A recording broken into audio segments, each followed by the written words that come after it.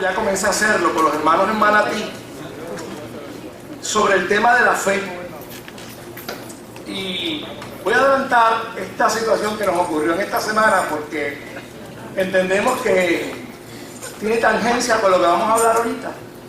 Y lo testificamos mientras conversábamos en la predicación esta mañana. Y es que una de nuestras jóvenes, hace 2 semanas atrás, sufrió un accidente. Y me dijo, pastor, ¿sabe? El accidente fue, pues, yo creo que el carro es casi pérdida total, pero vamos a ver lo que podemos hacer. Pero quedé muy nerviosa, me estaba estresando. Eso ocurrió hace 2 semanas. Y el jueves, en la tarde, mientras utilizaba la guagua del esposo de su mamá, un carro la impactó por el lado donde ella iba guiando. Y ella me había mostrado después las fotos del vehículo primero en la cual la habían chocado, y ella creía que eso era pérdida total, pero la guagua sí fue pérdida total. Y ella quedó pillada dentro de la guagua y obviamente pues cayó en un estado de nervios, no solamente por el hecho de que fue 2 semanas antes, sino porque ella decía, ¿cómo es posible que tratemos de resolver algo y lo que se hace es que se empeora? Y mientras analizábamos esto, pues como iglesia, como familia de la fe, decíamos, Dios tiene provisión para todas las cosas. Tú estabas haciendo una gestión que si estuvieras en el carrito tuyo, el impacto tan fuerte que recibiste en la guagua hubiera sido fatal. Sin embargo, estabas en la guagua y obviamente pues te lamentas porque no era un vehículo tuyo y es una responsabilidad más. Sin embargo, podemos testificar que Dios nos guardó y que obviamente pues, no sufrió daño físico a ella. Esa es la fe que nosotros tenemos, esa es la perspectiva que los cristianos y las cristianas le dan a la vida, donde pueden ver a Dios en todo. Podemos ver que Dios nos guarda, podemos ver que las cosas que para otras y para otros no pueden tener sentido o inclusive pueden ser que se empeoren, para los cristianos y para las cristianas adquieren otra dimensión. Y la Escritura no se contradice ni se queda atrás cuando el apóstol Pablo dice que todas las cosas ayudan a bien a aquellos que aman a Dios. Y por eso es que en esta noche quisiera hablar sobre la fe, pero específicamente, antes de hablar sobre la fe, sobre los elementos que pueden incidir en nuestra vida, un elemento en particular que algunas veces nos lleva a funcionar como si no tuviéramos fe. O mejor dicho, o no a funcionar, no a dar el 100% en eso que el Espíritu Santo ha puesto en nuestra vida y que es una herramienta del Espíritu Santo, la fe en nosotras y en nosotros, para nosotros vivir una vida victoriosa en el reino. Quisiera que me acompañara a Lucas, al capítulo 12, del verso 22 al 31.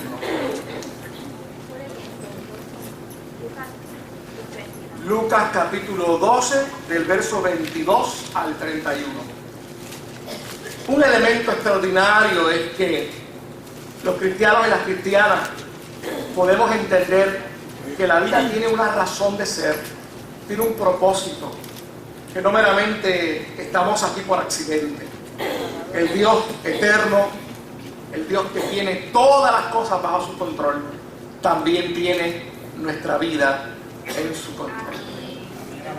Lucas capítulo 12, versos 22 al 31. Leemos de la siguiente manera.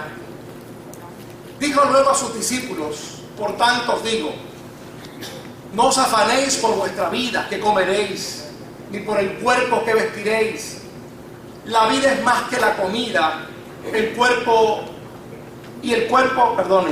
la vida es más que la comida y el cuerpo que el vestido. Considerad los cuervos que ni siembran ni ciegan, que ni tienen despensa ni granero, y Dios los alimenta. ¿No valéis vosotros mucho más que las aves? Y ¿Y quién de vosotros podrá afanarse a añadir a su estatura un codo? Pues si no podéis ni aun lo que es menos, ¿por qué os afanéis por lo demás?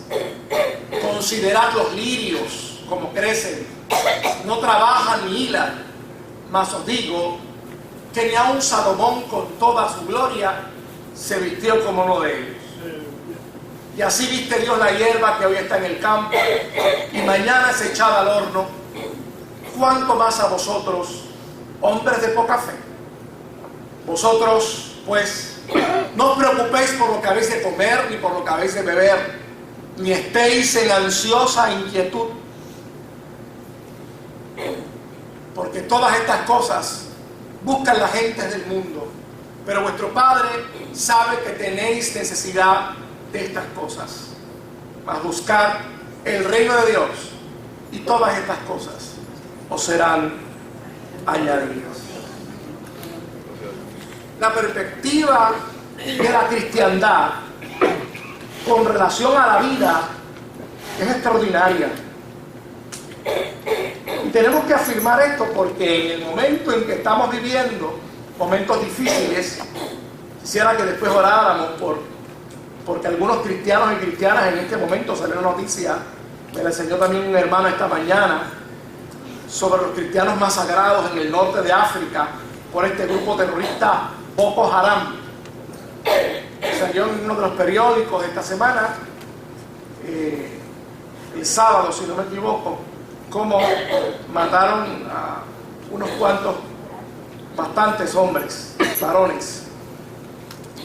Por lo tanto, hoy más que nunca la perspectiva de la vida que los cristianos y las cristianas pueden ofrecer al mundo es extraordinaria. Sin embargo, el verso que acabamos de leer ahorita, el verso 30, nos advierte Jesús con relación precisamente a esa forma que Jesús cataloga y la Biblia cataloga como la visión mundanal, la visión del mundo. Y yo creo que muchas veces nosotros tenemos que tener presente eso. En nosotros existe una capacidad y unas posibilidades reales, no posibilidades que estén a la suerte o al azar, posibilidades reales de ver la vida de otra manera, de trabajar con las circunstancias de otra manera.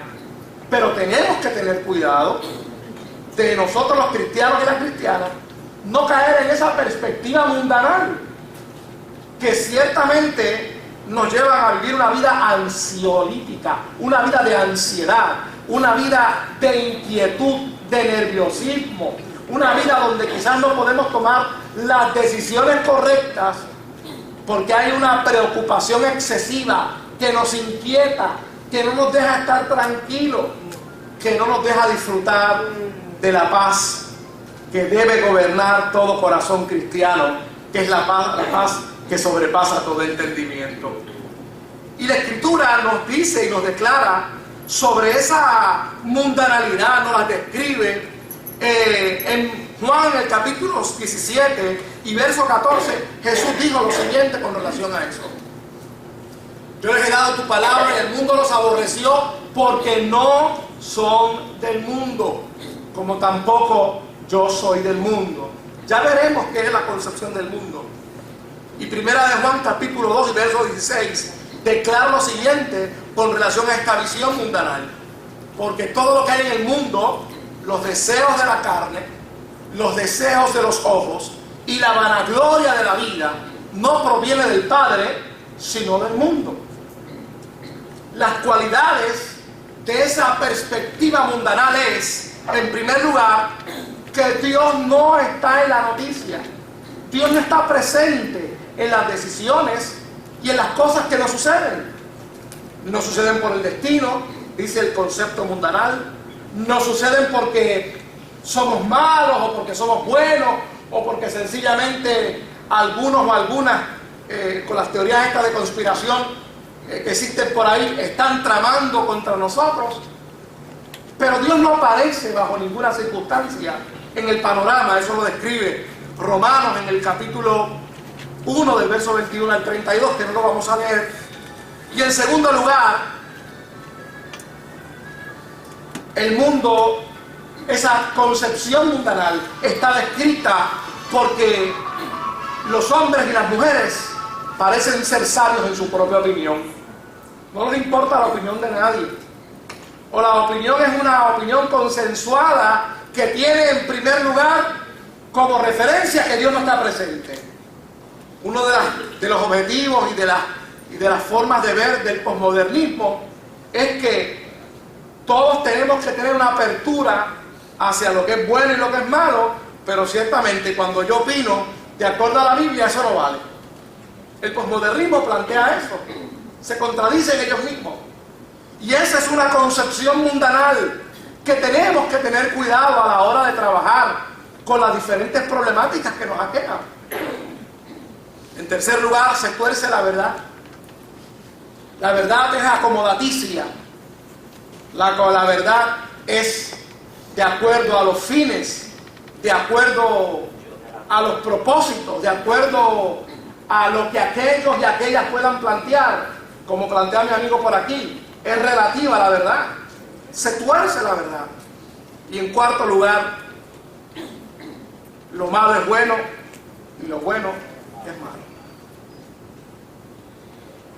Esa concepción mundanal tenemos que tener cuidado. Obviamente, los cristianos y las cristianas postularemos que jamás y nunca utilizaremos unas perspectivas similares a las que hemos descrito en este momento. Sin embargo, cuando estamos en el fragor de la vida cotidiana, cuando tenemos que trabajar con circunstancias que nos aprietan por el norte, por el sur y por el este y por el oeste, algunas veces reaccionamos en la ansiedad de esta manera.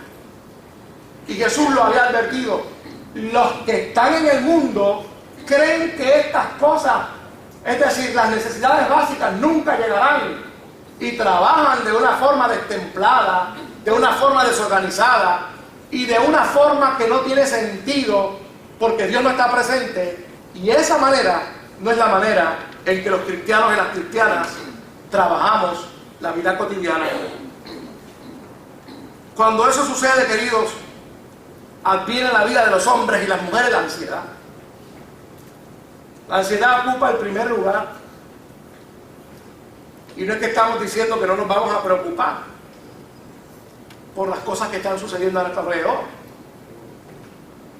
Es que tenemos que tener mucho cuidado porque la ansiedad nos puede llevar a diferentes avenidas y carreteras de decisiones que a la larga y a la postre todas niegan la realidad de un Dios que nos ama y de un Dios que nos cuida y de un Dios que nos provee.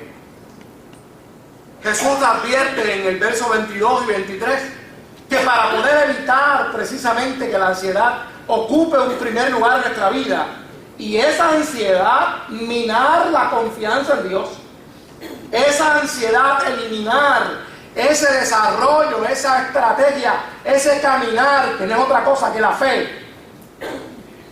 La ansiedad mina eso.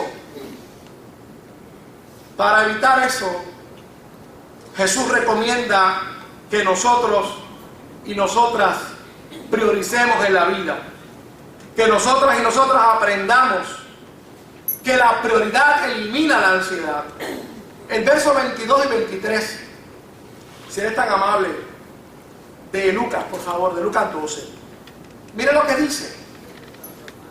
Lucas 12, el verso 22 y 23, por favor.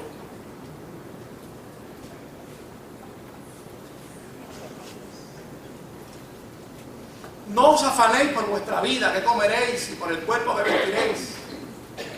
La vida es más que la comida y el cuerpo más que el vestido. Cuando entramos en ansiedad, no aprendemos y no entendemos qué es lo prioritario en la vida.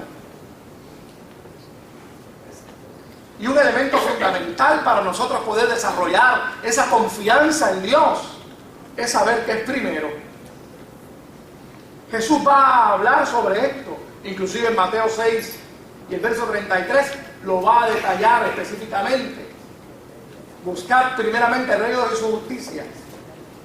Primeramente, porque tenemos que aprender a priorizar, tenemos que aprender a poner en perspectiva cuáles son realmente las necesidades básicas prioritarias en nuestra vida. Dios es primero. Los cristianos y las cristianas entendemos eso, que nuestra relación con Dios tiene que estar por encima de cualquier otra cosa. Cuando nos hablan de catástrofes, cuando nos hablan de circunstancias difíciles, tenemos que aprender a no llenarnos de ansiedad. Tenemos que entonces entender cuál es mi prioridad en medio de esta crisis, en medio de este problema. ¿Cuál es el primer paso a seguir? Cuando aprendemos esto, querido, automáticamente ponemos a Dios en la justa perspectiva y aprendemos a vivir en fe. Aprendemos a desarrollar esa confianza. Aprendemos a hablar y tener de nuestro lado al Rey de Reyes y Señor de Señores, porque Él está con nosotros. Tenemos que priorizar para eliminar la ansiedad, dijo Jesús. Algunas veces quizás le damos prioridad a cosas que pueden ser tan banales, pueden ser tan superficiales, pero nosotros le damos una importancia increíble. En el supermercado ayer, en la tarde, una señora se acercó así, no estaba en la fila, de esas filas puertorriqueñas que son de lado, no hacia atrás. Y ella se acercó y de momento miré hacia el lado para ver, ¿verdad? Y ella me dice, qué bonito día, qué buenas están las cosas. Pero lo más que me impresionó era la sonrisa y la alegría. Me dice, porque después que tengamos salud, después que Dios esté presente, lo demás no importa. Pero ¿sabe qué? La que me lo estaba diciendo tenía un peinado muy particular que usan las mujeres de mi tierra cuando están en algún tratamiento médico. Tenían toda su hermosa cabellera rapada. Y tenía una señal de esquina a esquina en su cabeza. Una señal muy única que denotaba que había sucedido algo muy particular con su salud. Pero me estaba diciendo con una sonrisa de esquina a esquina, óigame, qué lindo día, después que tengamos salud. Y usted sabe que algunas veces, no sé si aquí no hay nadie que le pase eso, eso le pasa más que a mí nada más, discúlpenme. Pero esas cosas que uno está así como que aprensivo, que quiere que se le van a colar donde quiera, ¿verdad? Pero a usted no le pasa eso. Óigame, pero esas cosas se me fue de momento, ¿verdad? Porque como aquella sonrisa que me dijo eso, ¿verdad? Esa mujer, después que Dios tenga todo, y todo lo contrario, yo la miré de arriba abajo, después le miré, ¿verdad? Y dije, wow, y usted tiene toda la razón. Seguimos conversando, no sé el nombre, de esas conversaciones fortuitas que se dan, ¿verdad? En los lugares públicos. Cuando aprendemos a priorizar, aprendemos a entender eso.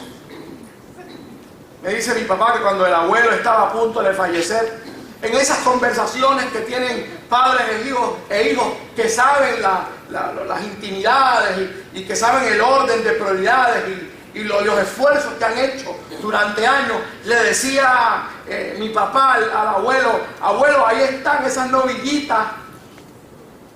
El abuelo era agricultor y había logrado por el paso de los años ya tener una finca y algunos animales, como le decían en el campo, ¿verdad? Algunas patitas. Y él dijo, no, mijo, eso ya no es importante. Eso se le grabó en la mente a mi papá. Dice, ya está preparado para entrar en el lugar de más importancia.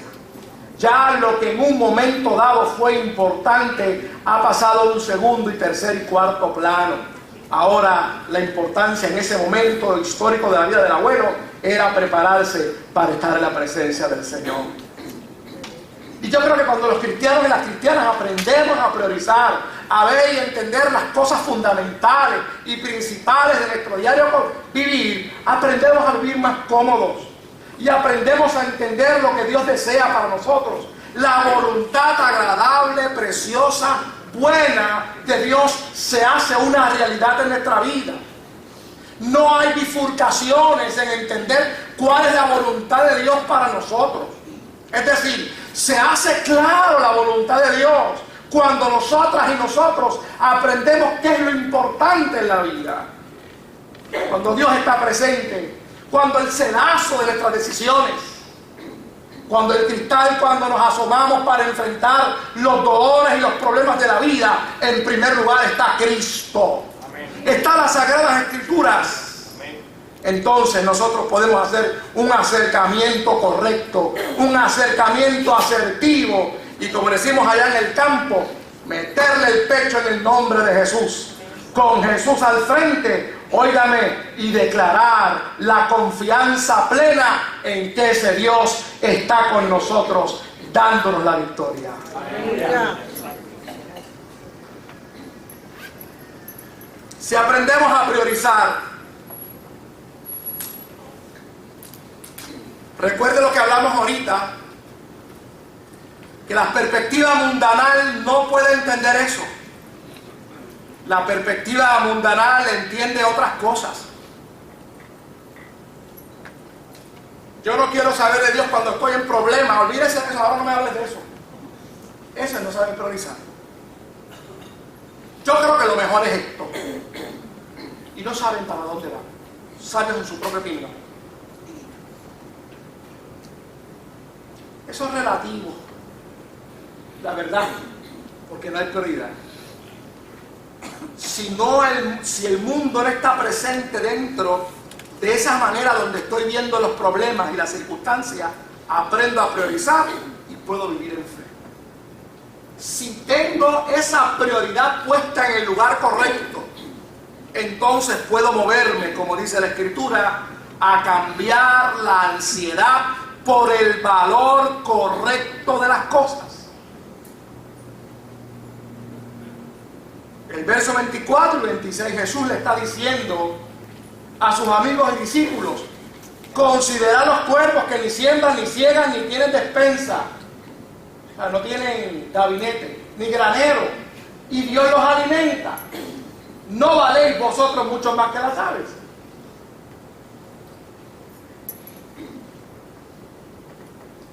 Filipenses 1, del 4 al 6 dice lo siguiente. Efesios capítulo 1 del 4 al 6. Según nos escogió en Él antes de la fundación del mundo, para que fuésemos santos y sin mancha delante de Él, en amor habiéndonos predestinado para ser adoptados hijos suyos por medio de Jesucristo, según el puro afecto de su voluntad, para alabanza de su gloria, de su gracia, con la cual nos hizo aceptos en el amado. Ese es el valor de usted. Ese es el valor de nosotros. Hemos sido creados para la alabanza de su gloria. Hemos sido escogidos. Nos damos el valor correcto. Podemos cambiar la ansiedad por el valor correcto. Entender lo que Dios quiere, desea para nosotros. Dios nos ha llamado a nosotras y a nosotros. Cuando nosotros podemos observar a una persona que no sabe para qué, a dónde va, cuál es el propósito de su vida, que solamente piensa que el propósito es hacer dinero, tener un buen carrito, tener unos cuantos pesos en el banco, tener una buena casa y unas buenas vacaciones, pero no hay más nada. No hay más nada después de eso. Esa gente preocupa porque no tienen propósito. Y es bien fácil caer en la ansiedad cuando no hay propósito, cuando no hay un valor correcto. Esa gente puede padecer algunas veces de baja autoestima porque no saben quiénes son. No entienden que Dios tiene un propósito, que Dios los ha llamado, que Dios tiene un propósito con cada hombre y con cada mujer. Somos llamados en Él y para Él, para la alabanza de su gloria. Jesús dijo: ¿cómo puede ser que ustedes puedan ver que las aves tienen un plumaje hermoso, tienen un ecosistema donde viven, pueden alimentarse, tienen unos procesos, algunos que invernan del norte al sur y del sur al norte en algunas épocas del año para poder vivir bien? Y ellos tienen ese proceso extraordinario. ¿Y acaso ustedes creen que valen menos que las aves? Cuando entendemos el propósito de Dios, cuando entendemos lo que valemos ante Dios, Usted vale mucho para Dios. Usted vale mucho. No hay nadie que pueda desvalorizarle a usted. Nadie. No ha nacido nadie que pueda desvalorizar lo que Dios hizo. Nadie. Y usted es la máxima creación de Dios para la alabanza de su gloria y de su honra. Podemos entender, decía una querida hermana en un escrito en estos días que estaba compartiendo inclusive con el pastor Moisés Román sobre la fe, y ella decía: cuando nosotros queremos acercarnos a Dios, y el título de ese artículo era ¿cómo combatimos una fe curandera con una fe correcta? Porque la fe correcta, al acercarnos a Dios, nos hace humildes. Y si nosotros sabemos quiénes somos en el Señor, aprendemos a confiar. Y el que confía en el Dios Todopoderoso, el que se acerca a Él, cree que le hay, y al creerle se humilla, reconociendo que todo lo que somos, todo lo que tenemos, es por su gracia, por su misericordia, y automáticamente encontramos el propósito de nuestra vida. Aleluya. Esta querida hermana dice es que no podemos entender gente viviendo en fe sin tener un propósito, y específicamente un propósito para servir a otras y a otros. No hay más grande y sublime propósito en la vida para el hombre y la mujer que el servicio, el poder servir a los demás. Pero obviamente eso lo dejaremos para otro día. Sin embargo, es fundamental que nosotros podamos entender que no nacimos para el dolor, no nacimos para estar metidos en problemas, no nacimos sencillamente para recibir la maldición de otros, como algunos postulan por ahí, sino que hemos nacido para la alabanza de su gloria. Filipenses 4, del verso 4 al 6, explica lo siguiente el apóstol con relación a ese valor. Regocijaos en el Señor, siempre otra vez digo regocijaos. Vuestra gentileza sea conocida por todos los hombres, de todos los hombres. El Señor está cerca. Por nada estéis afanosos. Sean conocidas vuestras peticiones delante de Dios en toda oración y ruego y con acción de gracias. Y el 7. Gracias.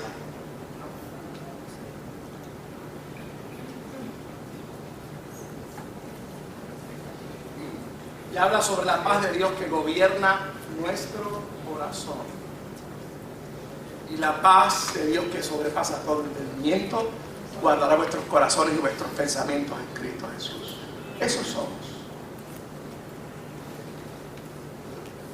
Cambiamos la ansiedad por la paz. Cambiamos la ansiedad por el gozo. Cambiamos la ansiedad por la esperanza.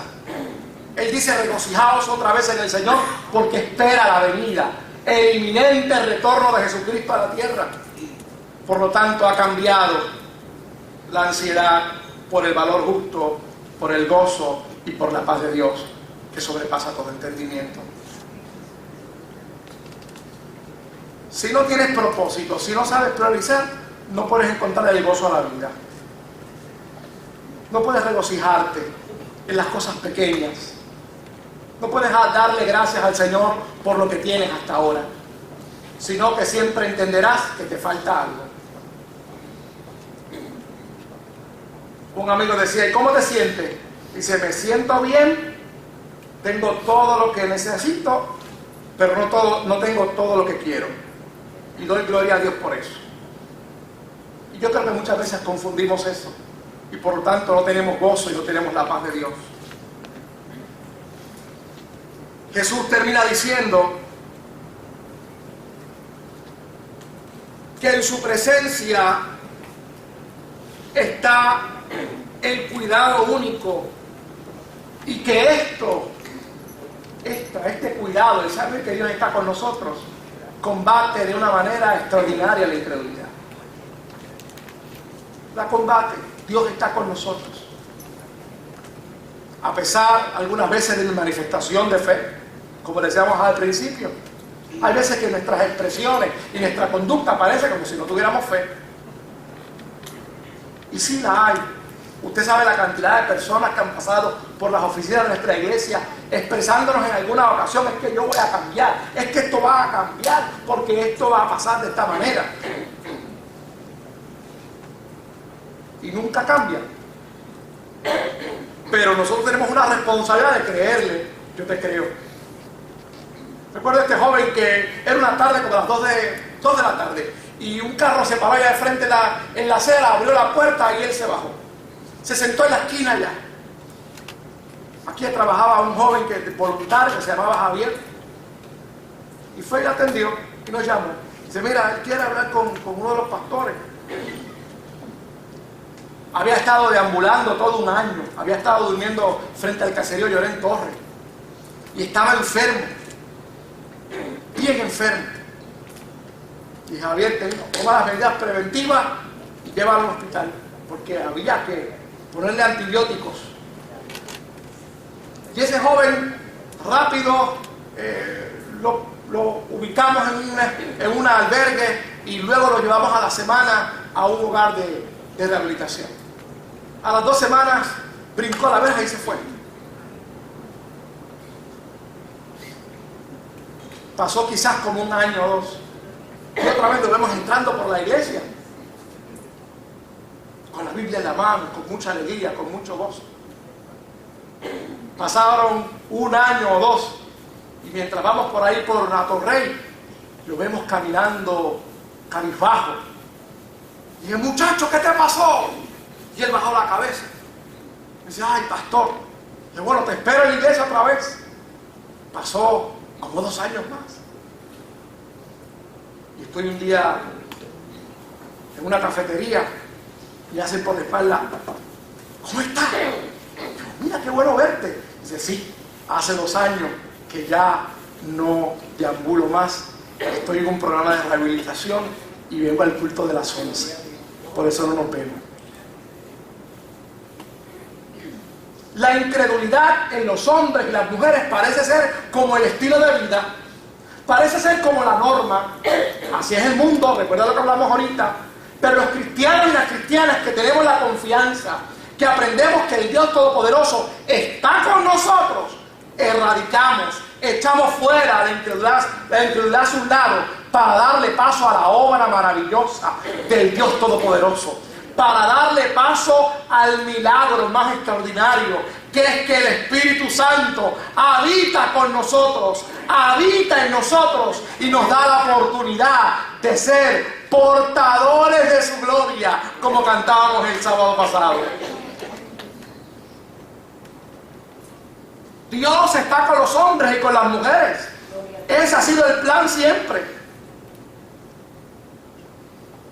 Segunda de Crónicas, capítulo 16 y verso 9, que establece el escritor que Él tiene un control, tiene un cuidado, porque los ojos de Jehová contemplan toda la tierra para mostrar su poder a favor de los que tienen corazón perfecto para con Él.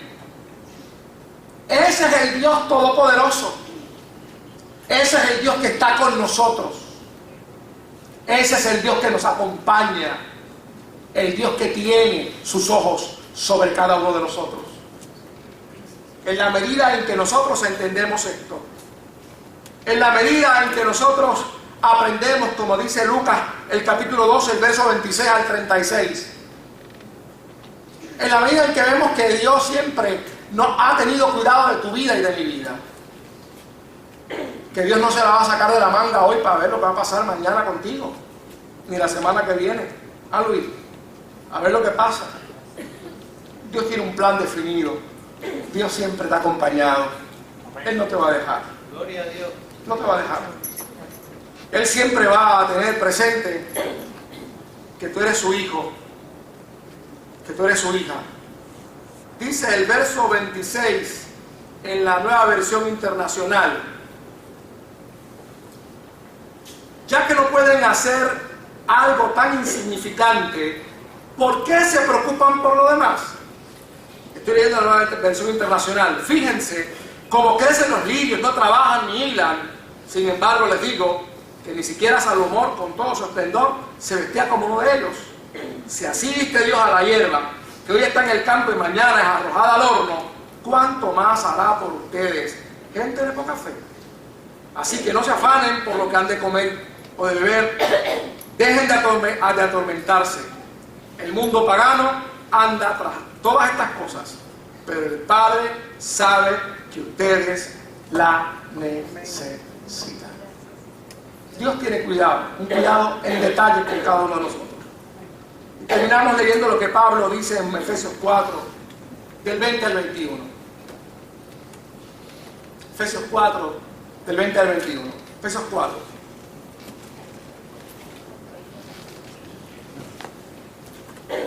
Perdóname tres, Emiliano, discúlpame. Si los hombres y las mujeres aprendiéramos que el cuidado de Dios es perfecto para con cada uno de nosotros, tuviéramos menos ansiedad, pudiéramos vivir con más gozo y acercarnos con más gozo al Señor. Al que pueda hacer muchísimo más que todo lo que podamos imaginarnos o pedir, por el poder que obra eficazmente en nosotros, a Él sea la gloria en la iglesia, en Cristo Jesús, por todas las generaciones, por los siglos de los siglos. Él no solamente hará lo que tú necesitas, Él hará mucho más abundantemente de lo que pedimos. Ese es el Dios que tiene cuidado de nosotros. Termino con el texto que el pastor Román leyó esta mañana en el culto de las 8. Acerquémonos pues confiadamente al trono de la gracia. Dios les bendiga.